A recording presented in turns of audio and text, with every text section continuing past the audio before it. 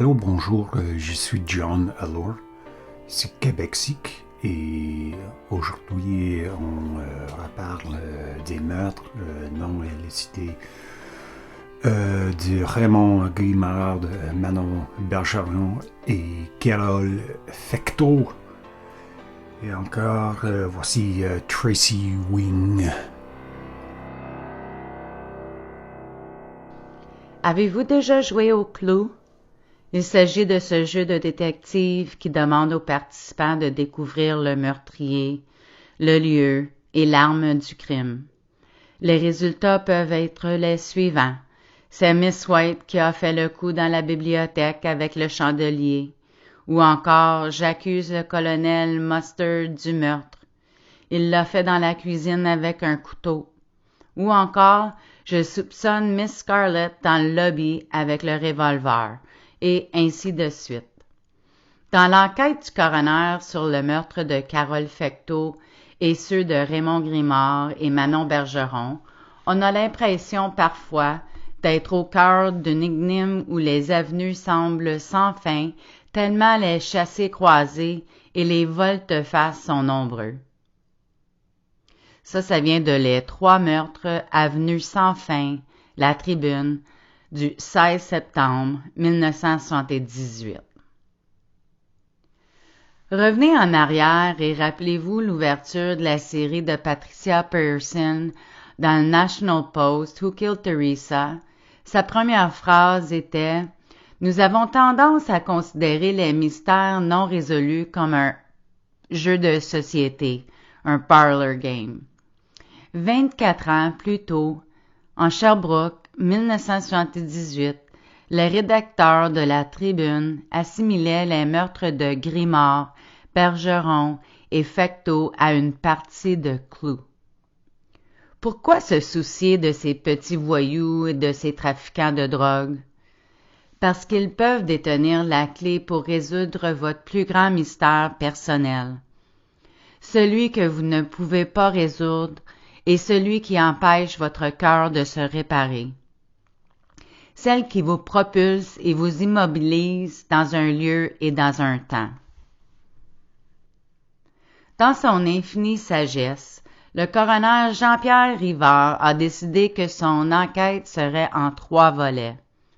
Les enquêtes sur les meurtres de Raymond Grimard, Manon Bergeron et Carole Fecteau seraient toutes faites ensemble. On ne sait pas si cela a été fait par économie ou par opportunité, ou sous la pression de la police, mais le résultat de la création d'un nœud de confusion, il était difficile de séparer les rebondissements de tous les témoignages et de déterminer quelles informations appartenaient à quelle procédure pénale potentielle. Comment argumenter 3 à la fois? Si le but du processus du coroner est de déterminer si oui ou non un acte criminel a été réellement commis et par qui, et si la conclusion était 3 assassins différents, le coroner Rivard avait une réponse à cela aussi. Son processus avait déjà prédéterminé l'identité du coupable, Fernand Laplante. Vous devriez maintenant vous demander qui était ce Fernand Laplante. Il n'était pas le fils de Mère Nature. Laplante n'était certainement pas étranger à la pègre de Sherbrooke. En 1965, à l'âge de 20 ans, il purge une peine de 6 mois au pénitencier Saint-Vincent-de-Paul pour le cambriolage d'un garage de Quaticook. En 1969, il écope de 2 autres années par introduction ou pour introduction par infraction. Apparemment, la charge n'a jamais resté. En 1970, Laplante et son associé, Gaston Brochu, sont pris en flagrant délit avec 7 000 $ de vêtements pour hommes d'une mercerie de Magog cachés dans les valises de leur voiture. En 1971, ils tentent de cambrioler la maison d'un collecteur ou d'un collectionneur d'armes légères, d'armes à feu, toujours à Magog. En 1974, Laplante avait accumulé 15 condamnations lorsqu'il fut de nouveau arrêté pour avoir tenté de voler un coffre-fort du marché Félix à Sherbrooke. Vol qualifié, cambriolage, introduction par infraction, mais pas de meurtre. Après la tentative de braquage de banque de juillet 1978 à North Atlee, auquel Laplante était parti avec Jean Charland, et les meurtres de Raymond Grimard et Manon Bergeron qui suivirent rapidement 2 jours plus tard, la police arrêta Laplante le 3 août à Montréal lors d'une tentative de cambriolage. Quelqu'un qui a travaillé de près sur les cas de Grimard et Bergeron ont dit à John que la police soupçonnait Laplante d'avoir commis des meurtres dans son passé, mais pas ces meurtres. Peu importe qu'il n'ait pas tué Raymond Grimard et Manon Bergeron, il le voulait tellement. Jean-Pierre Rivard débute son enquête du coroner à la fin août 1978. Le témoin vedette est Jean Charland. Au début, le témoignage de Charland s'est bien passé. Il a raconté au tribunal comment il était au chômage, comment Carole Fecteau était la copine de son petit frère et qu'il avait vu Carole 2 ou 3 fois max. Et comment lui et son frère et 2 autres mecs avaient volé le véhicule d'Hélène La Rochelle, la colocataire de Carole Fecteau. Lorsque l'interrogatoire s'adressa à Fernand Laplante, les choses deviennent un peu étranges. Charland a déclaré qu'il connaissait le gars, qu'il était habituellement armé et qu'il avait prêté 160 $ à Laplante pour qu'il puisse s'acheter un revolver de calibre 32. Alors que le procureur Michel Côté continuait de presser Jean Charland au sujet de Fernand Laplante, Charland s'est soudain écrié « La déclaration de 7 pages que j'ai faite à la police est fausse d'un bout à l'autre. J'étais fatigué, j'ai réussi parce que la police m'avait dit que Fernand Laplante m'avait recueilli jusqu'au cou et que je voulais le recueillir aussi. » Alors pour les non-initiés, ce que Charland voulait dire, c'est que la police a dit à Charland que Laplante l'avait blâmé pour les meurtres. Alors Charland s'est retourné contre Laplante et a dit que c'était en fait lui qui avait tué les 3 victimes. Mentir à un témoin lors d'un interrogatoire de police est généralement mal vu car il n'y a aucune preuve scientifique que la technique produise des résultats. Mais ce n'est pas illégal. À la reprise des interrogatoires, Charland réitère à nouveau que tout ce qu'il a dit sur Fecteau est vrai, mais que toutes les informations qui suivent sur Laplante sont fausses. Sans se laisser décourager par ces éclats, qui étaient clairement un parjure, le tribunal a continué le coroner et le coroner Rivard a allègrement appelé son prochain témoin, Claire Dussault, 20 ans. Fernand Laplante et Claire Dussault se sont mariés que récemment cet été-là. La scène au tribunal s'est répétée presque à l'identique de l'éruption de Charland. Claire Dussault-Laplante a commencé calmement en déclarant qu'elle connaissait Carole Fecteau depuis février 1978. Elle a raconté que peu de temps avant sa disparition, elle avait accompagné Carole pour ramasser du hash. Le questionnement se tourna ensuite vers Fernand Laplante.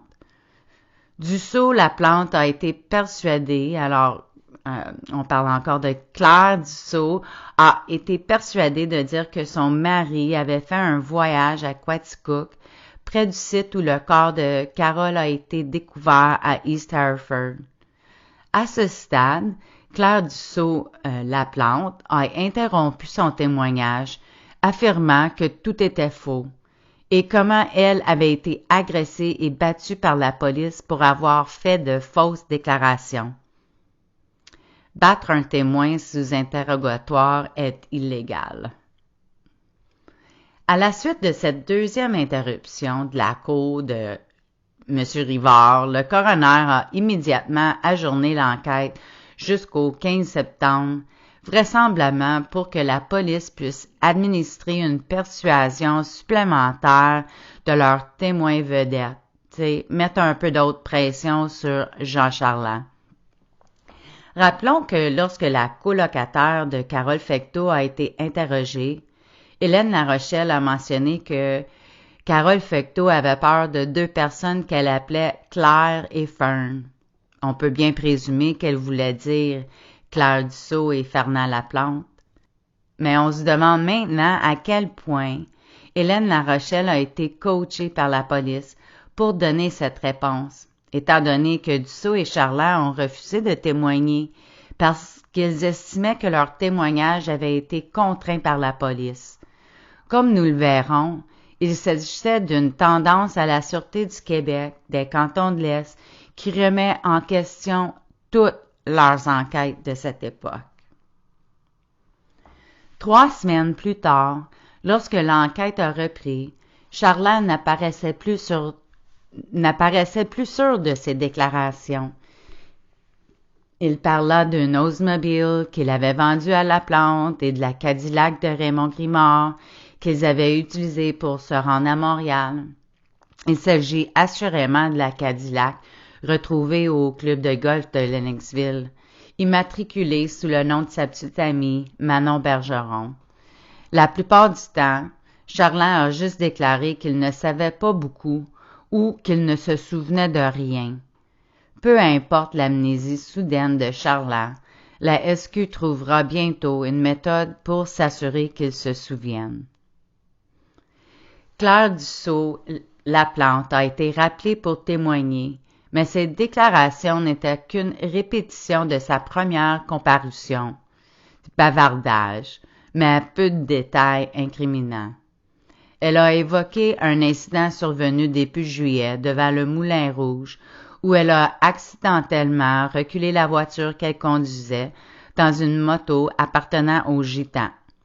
Après son mariage avec Fernand, le 14 juillet, le couple passe la majeure partie de son temps à Saint-Denis-de-Brompton, jusqu'à l'arrestation de son mari le 3 août à Montréal. Toutes les informations qu'elle avait fournies aux agents sur l'implication de son mari Fernand dans les meurtres de Carole Fecteau, Raymond Grimard et Manon Bergeron étaient toutes du blablabla et un tas de mensonges qu'elle a dit aux enquêteurs parce qu'elle avait été agressée et battue par eux. Le 16 octobre 1978, le coroner Jean-Pierre Rivard tient Fernand Laplante criminellement responsable des morts violentes de Raymond Grimard et Manon Bergeron et de Carole Fecteau. À la fin de décembre 1978, Laplante a été inculpée de 3 meurtres au premier degré, avec un procès prévu pour janvier 1979. S'il est reconnu coupable, pas inculpé, accusé, c'est ça. S'il est reconnu coupable, Laplante encourt une peine d'emprisonnement à vie. Quand on regarde les verdicts officiels du coroner Jean-Pierre Rivard pour les 3 meurtres en date du 16 octobre 1978, ce qui frappe, c'est l'uniformité des 3 documents.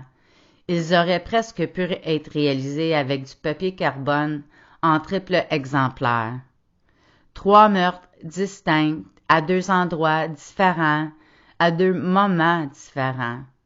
2 victimes abattues, une matraquée et étranglée, à mort, pourtant une seule partie responsable. C'était une ruée vers le jugement. Le coroner et la police ont tiré à la hâte et de manière agressive la conclusion qu'un seul homme était responsable de toutes les violences inhabituelles qui ont eu lieu au cours de quelques week-ends en juin et juillet 1978. Les preuves indiquaient clairement plusieurs parties impliquées. Il y avait déjà des preuves d'un PEG criminel qui travaillait en groupe, le saccage de l'hôtel en janvier, l'affaire de la banque à North Atlee 2 jours avant les meurtres de Grimard et de Bergeron. Fecteau vendait de la drogue pour Charlin et Grimard. Pourtant, il a été prouvé à la satisfaction du coroner que Fernand Laplante était le seul coupable. À la fin de l'année, Jean-Pierre Rivard annonce de manière inattendue qu'il quitte ses fonctions de coroner à compter du 31 décembre 1978. Jean-Pierre Rivard qualifie le travail du coroner d'ingrat et, dans son annonce, la Tribune rappelle au public qu'un coroner travaille toujours dans les coulisses de la mort. Peut-être un reproche à Rivard et à ceux qui tiraient ses ficelles, qu'il était devenu trop le centre d'attention. Un coroner au Québec était souvent un avocat, rarement un professionnel de la santé. Rivard n'était ni un ni l'autre, apprenant le métier alors qu'il était notaire professionnel avant de sombrer dans l'obscurité. Il y a quelques années, John a eu le plaisir de s'entretenir avec le criminologue québécois Jean-Claude Bernam.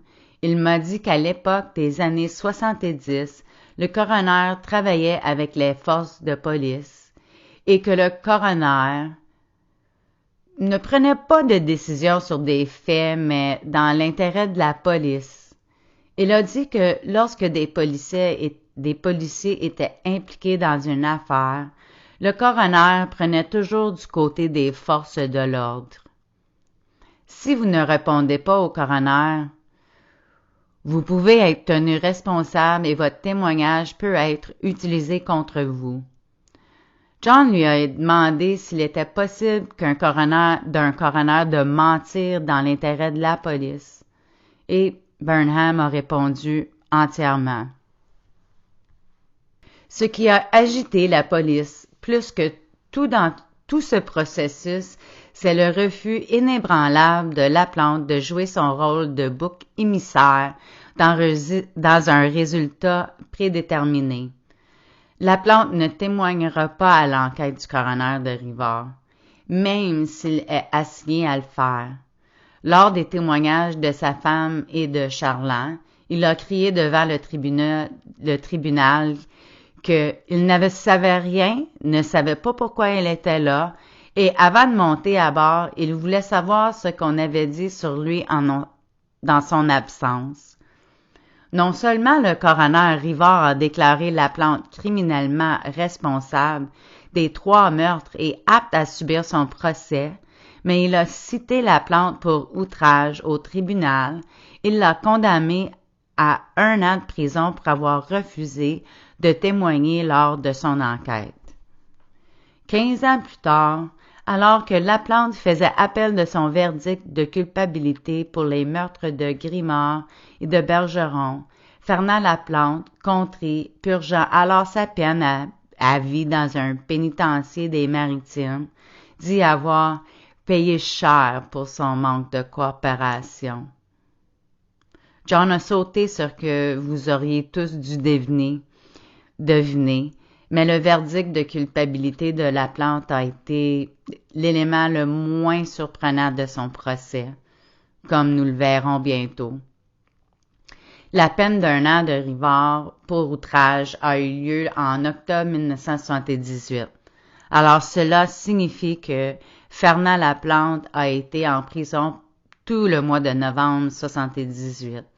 Il n'a donc pu jouer aucun rôle dans le meurtre de Teresa Allard ou sa disparition le 3 novembre 1978. Mais quelqu'un était libre et opérait dans la communauté de Sherbrooke en novembre 1978. L'homme qui a pointé du doigt à Fernand Laplante, Jean Charland. En écoutant le balado de John ce matin, il se pose la question s'il y a quelqu'un qui se fout de tout ça, là, de qu'est-ce qu'il fait, de qu'est-ce qu'il écrit.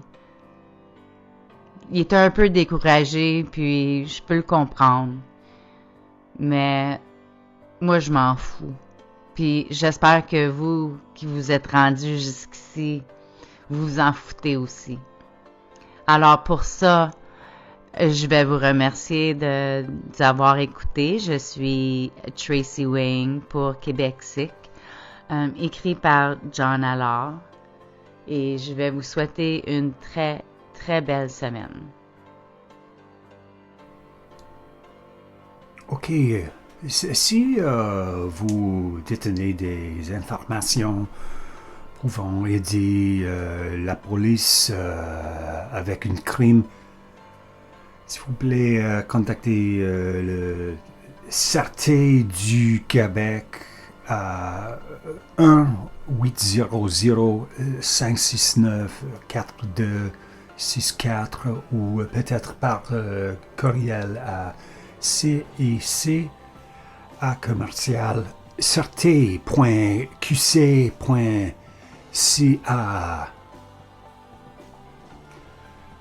Merci encore. C'est Québec-Sic, John Allard. Au revoir.